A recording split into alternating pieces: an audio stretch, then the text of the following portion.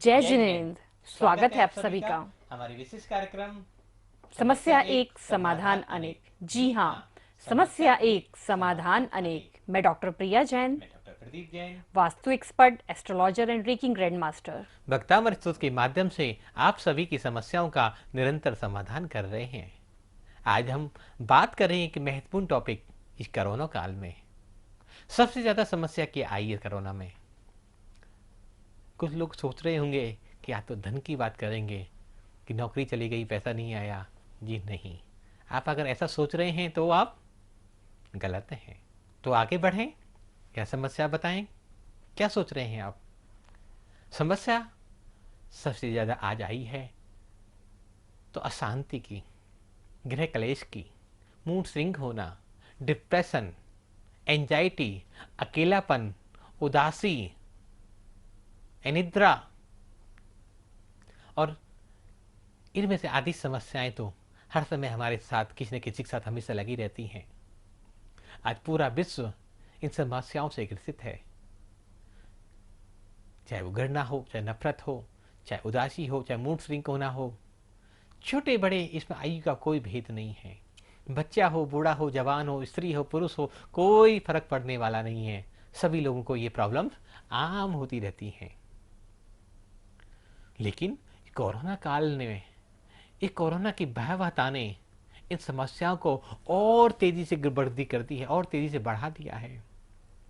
जहां 20% लोग इन समस्याओं से ग्रसित थे, आज वो आंकड़ा 50% पहुंच गया है। आधी से ज्यादा आबादी हमारी पूरे विश्व की इन समस्याओं से जूझ रही है। किसी को नींद नहीं आती, किसी को बेचैनी है, किसी का मन उदास है, कोई परेशान है, कोई हताश है, कोई मूड स्विंग हो रहे हैं किसी के, कोई गुस्सा करता है, कोई चिड़चिड़ा रहता है, कोई किसी से नफरत कर रहा है, कोई वैमनस्यता पाल रहा है, कोई घृणा कर रहा है, कोई सुसाइड कर रहा है। इस साल 2020 का ये साल ऐसा लगता है जैसे सुसाइड करने वालों के लिए तो वरदान बन के आया है। आए दिन कोई ना कोई खबर सुनते रहते हैं, कोई कोई न्यूज़पेपर में आती रहती हैं कि आज फला फला व्यक्ति ने, फला फिल्म स्टार ने, फला आईएएस ऑफिसर ने खुदकुशी कर ली, आत्महत्या कर ली, सुसाइड कर लिया। क्या कारण है? जब व्यक्ति चिड़चिड़ा हो जाता है, तनाव में आ जाता है, परेशान हो जाता है, तो ऐसे कदम मजबूरी में उठाता है। तो क्या समाधान है इसका? जी हाँ, भक्तामर स्तोत्र, अमृतमयी औषधि, आनंदमयी औषधि, जो इन सब समस्याओं से हमें निजात दिला देगा और हमारे जीवन को सुखी और स्वस्थ बना देगा। तो आज बात करते हैं भक्तामर स्तोत्र के 18वें काव्य की। तो सबसे पहले हम भक्ताम्बर स्तोत्र के 18वीं नंबर गाथा का उच्चारण सीखते हैं, जो हमारी मूड स्विंग्स को कंट्रोल करेगी, जो हमारी लाइफ में साइकिक डिसऑर्डर्स को ठीक करेगी, हमारे एग्जाइटी लेवल को अच्छा करेगी, हमारी लाइफ में जो भी कन्फ्यूजन्स हैं उनको ठीक करेगी, डिप्रेशन को दूर करेगी। तो सबसे पहले आप सब भी मेरे साथ उच्चारण करेंगे। नित्योदयन दलित मोहे महांधकारम गम्यन्न राहुवदनस्य नवारिदानाम्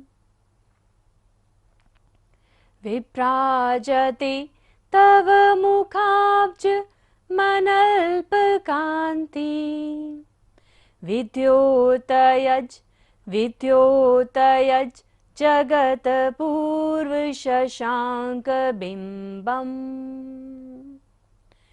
नित्योदयन, य के ऊपर बिंदी और बाद में क्या है? द वर्ग है, तो हमें बिंदी का उच्चारण क्या करना है? न, अंदर की तरह। नित्योदयन दलित मोहे महांधकारम। बिंदी का उच्चारण क्या होगा महांधकार में? म, क्योंकि फर्स्ट लाइन का लास्ट अक्षर है। नित्योदयन दलित मोहे महांधकारम। गम्यन, या के ऊपर बिंदी है और बाद में क्या है? न, त थ द ध न, ना होता है तो क्या बिंदी का उच्चारण होगा? न। गम्यन्न राहुवदनस्य, गम्यन्न राहुवदनस्य न वारिदानाम् विभ्राजते विभ्राजते तव मुखाब्जमनल्पकान्ति विद्योतयज, आधा जा भी है और पूरा जा भी है। विद्योतयज जगद पूर्व शशांक बिंबम, विद्योतयज जगद पूर्व शशांक बिंबम। तो अब हम 18वें नंबर काव्य का उच्चारण हम सबने सीखा। अब हम वर्ड टू वर्ड अर्थ समझते हैं। नित्यो, नित्योदयन, नित्यो मीन्स सतत, चितकाल तक, चिरकाल तक। उद्यम मीन्स उदित रहने वाला। दलित, दलित मीन्स नष्ट।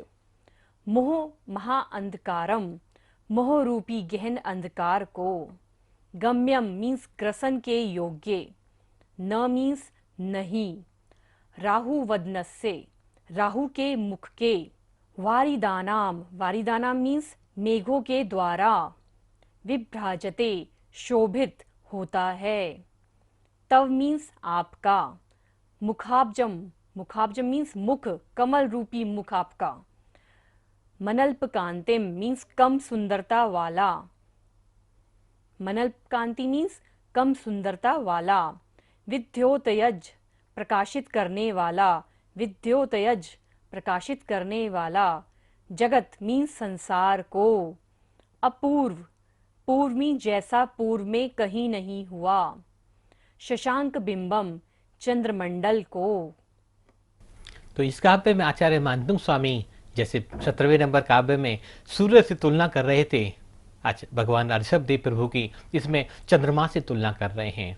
कहते हैं कि चंद्रमा तो राहु से ग्रसित हो जाता है, उसकी कलाएं तो कम ज़्यादा भी होती रहती हैं, घटती बढ़ती रहती हैं। लेकिन चंद्रमा तो सिर्फ रात्रि में ही उदय होता है, और ऐसा क्षण भी जब आता है कि चंद्रमा हमेशा अस्त हो जाता है। अमावस्या और कृष्ण पक्ष की तिथियों में चंद्रमा दिखाई नहीं देता, दृश्य नहीं दिखाई होता। लेकिन प्रभु, आपका मुखमंडल तो पूर्णमासी के उस चंद्रमा की तरह है जो हमेशा चिरकाल तक नित्योदयम, हमेशा उदित रहने वाला है, जो कभी राहु से ग्रसित नहीं होगा, जो उसका कभी क्षय नहीं होगा, जो कभी अस्त नहीं होने वाला है, जो कभी अस्त नहीं होने वाला है, जो हमेशा उदय रहने वाला है। ऐसा मुखमंडल आपका है प्रभु, और जो आपके मुखमंडल का दर्शन करता है, जो आपके मुखमंडल का गुणगान करता है, जो आपके मुखमंडल को एक बार देख लेता है, पर उसके सारे दुख विलय हो जाते हैं, उसके अंदर का अंधकार मिट जाता है, उसके भीतर एक ज्योति का जागरण हो जाता है, उसके अंदर एक प्रकाश का नया सवेरा प्रकट हो जाता है। और जब प्रकाश का नया सवेरा प्रकट होगा, जब अंधकार की ज्योति का विलीन होगा, जब अंदर की कालुषता, कलीमता क्षय हो जाएगी, तो क्या हम कभी सुसाइड कर पाएंगे? क्या हम कभी नेगेटिव विचार अपने अंदर ले पाएंगे?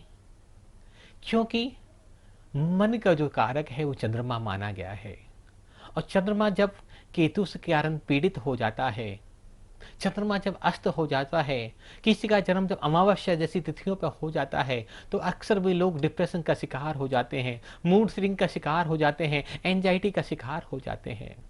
जिसके अंदर आपके नाम रूपी, आपके ज्ञान रूपी ज्योति का उदय हो जाता है, जिसके अंदर अपूर्व प्रकाश प्रकट हो जाता है, जिसके मन में ऐसा चंद्रमा खिल जाता है जिसका ना कभी उदय होगा ना कभी अस्त होगा, जो नित्योदय रहता है।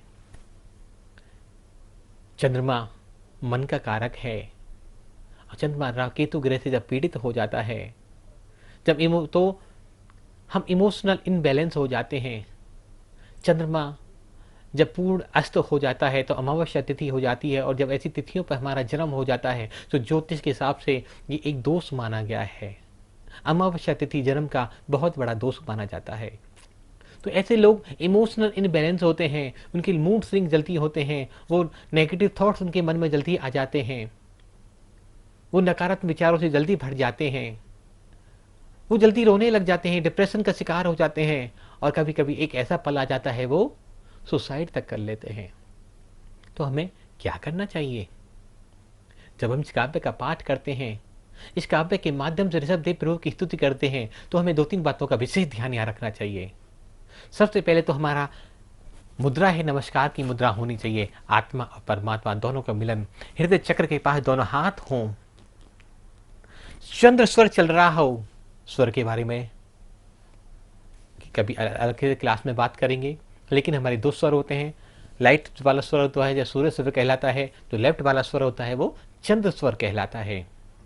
जब मतलब उल्टी लेफ्ट साइड से जब अगर सांस आ रही हो तो हमारा चंद्र स्वर चल रहा है। जब चंद्र स्वर चल रहा हो और दोनों हाथ हृदय स्थल पर, हृदय कमल पर हो, नमस्कार की मुद्रा में परमेष्ठी की नमस्कार करते हुए हम इस काव्य का पाठ करें। इसके यंत्र को नॉर्थ वेस्ट दिशा में 18वें नंबर काव्य के यंत्र को उत्तर पश्चिम दिशा में स्थापित करें और मन वचन काया की शुद्धि पूर्वक प्रातःकाल ब्रह्म मुहूर्त की बेला में भक्तांबर स्तोत्र का 18वें नंबर काव्य की जाप मन वचन काया की शुद्धि पूर्वक 27 बार श्लोक, 108 बार रिद्धि, 108 बार मंत्र नॉर्थ ईस्ट में फेसिंग कर आप जाप करें तो आपके मूड स्विंग्स में, आपकी इमोशनल इनबैलेंसिंग में आपको बहुत राहत मिलेगी। आपके एग्जाइटी लेवल पे आपको बहुत राहत मिलेगी।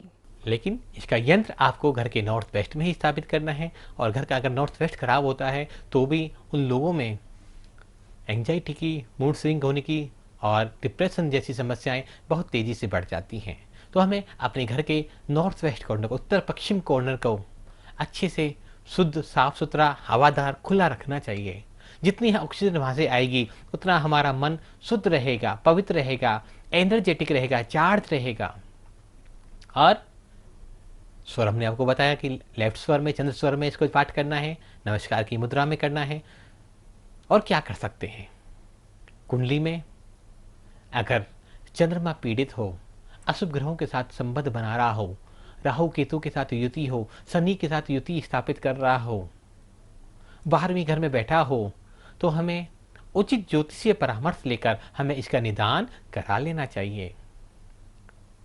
भगवान चंद्राप्रभु स्वामी की पूजक अर्चना विधान आदि उपक्रम करके हमें अपने चंद्रमा को स्ट्रॉन्ग करना चाहिए। भगवान चंद्राप्रभु स्वामी के जो नवग्रह के बीज मंत्र हैं उनका जाप करना चाहिए। और क्या कर सकते हैं? हमें अपने घर में पानी को बिल्कुल भी वेस्ट नहीं करना चाहिए। क्या होगा जब हम पानी वेस्ट करते हैं? तो देखिए, पानी क्या है? चंद्रमा है। जब हम चंद्रमा को हमें ताकत देनी है, अकॉर्डिंग टू एस्ट्रोलॉजिकल भी यदि हमारा चंद्रमा वीक है और हमारे घर का नॉर्थ वेस्ट भी खराब है और हमें ये बहुत सारी चीज़ें भी हमारी लाइफ में हो रही है, एग्जाइटी भी है, कन्फ्यूजन्स भी है, मूड स्विंग्स भी है, तो कहीं ना कहीं हमारा चंद्रमा खराब है। और चंद्रमा पानी भी है, तो जितना हम पानी सेव करेंगे, पानी की वेस्टेज नहीं करेंगे, जितना ज़रूरी है उतना ही पानी को यूज़ करेंगे, तो ऑटोमेटिकली हमारा चंद्रमा जो है वो स्ट्रांग होने लगेगा। और ये 2020 का साल जिसका अगर टोटल देखा जाए तो क्या आता है? 4 नंबर किसका है?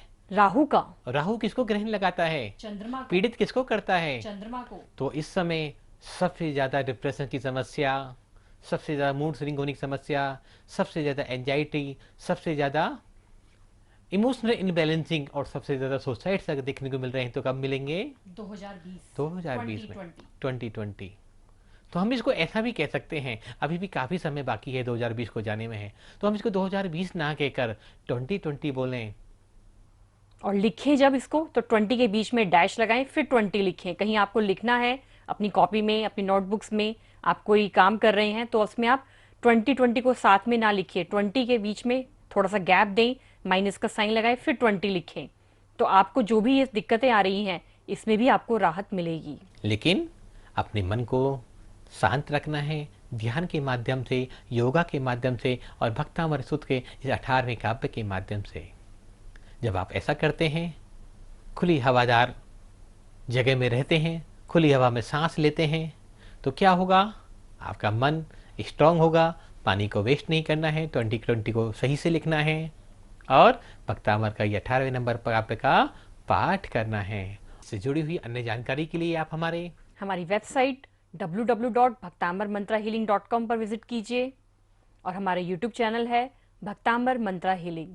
इसका शब्द अर्थ व्याख्या, इसका पूरी डिटेल से जानकारी भी हमारे यूट्यूब चैनल पर एक 2 घंटे के एपिसोड के रूप में डाली गई है, अपलोड की गई है। आप वहाँ भी इसको जाकर देख सकते हैं और अपने सुझाव, अपनी कीमती समय निकालकर हम तक जरूर पहुँचाएं और हमारे आने वाले दिनों में होने वाले कोर्स रेकी और भक्तामर और साथ में न्यूमेरिक कोर्स, एक कोर्स है हम सभी को बताते हैं 13-13-514। अगर इस कोर्स को अगर आप अपनी लेफ्ट हैंड की रिस्ट पर लिख लें तो निश्चित ही टेंशन, इमोशनल अनस्टेबिलिटी और मूड स्विंग होना, नींद नहीं आना, ऐसी बहुत सारी बीमारियां आपको शायद एक रात में ही आपको बैलेंस इसका पता चल जाएगा कि आप कितने बैलेंस हो रहे हैं, आप कितनी अच्छी नींद ले पा रहे हैं, आप कितने हैप्पी हैं, आप कितने प्रसन्न हैं। और ऐसे बहुत सारे कोर्स को जानने के लिए आप हमारे कोर्स को ज्वाइन भी कर सकते हैं, जिसमें जीवन से जुड़ी हुई हर बीमारी के लिए एक कोर्स दिया जाता है। सातों चक्रों को कैसे हील करना है, अपनी बॉडी को कैसे हील करना है, अपनी बॉडी में जुड़ी हुई अलग अलग आदतें हैं, जो नेगेटिव विचार हैं, जो नेगेटिव इमोशंस हैं, उनको दूर कैसे करना है, कोरोना जैसे महामारी से कैसे लड़ना है। तो हमारा ये कॉम्बिनेशन वाला जो कोर्स है, रेकी, भक्तामर और न्यूमेरिक कोर्स, आप इसको जरूर अटेंड करें। और ये कोर्स ऐसा है कि इसको हर कोई जन कर सकता है। 10 साल से ज़्यादा उम्र का कोई भी व्यक्ति इस कोर्स को कर सकता है। इस कोर्स को करने के लिए आपको कोई विशेष एजुकेशन की ज़रूरत नहीं है। तो हर कोई जन जो भी इस कोर्स को करेगा उसकी लाइफ में ज़रूर परिवर्तन आएगा। 10 साल से 90 साल तक के लोग इसको कोर्स को आसानी से ज्वाइन कर सकते हैं। आपको कहीं आना नहीं है, आपको कहीं जाना नहीं है, आपको इतना बहुत ज़्यादा कोई शुल्क नहीं पे करना जिसके कारण आपका एक्स्ट्रा बोझ आपके ऊपर पड़ेगा। एक बहुत कम शुल्क में आप इस कोर्स को ज्वाइन कर सकते हैं और अपने जीवन को रूपांतरित कर सकते हैं। और हमारा पूर्ण विश्वास है जब आप इस कोर्स को जानेंगे, समझेंगे, तो आप अपने परिवार को तो ठीक करेंगे ही, आप एक अच्छे हीलर बनकर, एक अच्छे उपचारक बनकर पूरी दुनिया को स्वस्थ कर सकते हैं, पूरी दुनिया को स्वस्थ होने के मार्ग पर ले जा सकते हैं। ये आपका एक छोटा सा प्रयास, हमारा ये छोटा सा प्रयास इस दुनिया को एक नई दुनिया बनाने में बहुत अहम भूमिका निभाएगा। तो आप हमारे इस कोर्स को जरूर ज्वाइन करें। आपने हमें इतने ध्यान से, इतने शांतिपूर्वक सुना। आपके जीवन में कल्याण हो, आप सबका मंगल हो और आपका मन हमेशा पूर्णमासी के चंद्रमा की तरह प्रसन्न रहे, आनंद में रहे, ऐसी हम मंगल कामना करते हैं। और प्रभु आदिनाथ स्वामी से ही प्रार्थना करते हैं कि किसी के जीवन में निराशा, अवसाद, तनाव नहीं आए। सबके जीवन को हे परमात्मा सुख, शांति, समृद्धि, आनंद से भर दे। हे परमात्मा सबके मनों में आनंद से भर दे, सबके मनों को आनंद से भर दे। इसी मंगल भावना के साथ सबको सादर जय जिनेंद्र, जय जिनेंद्र।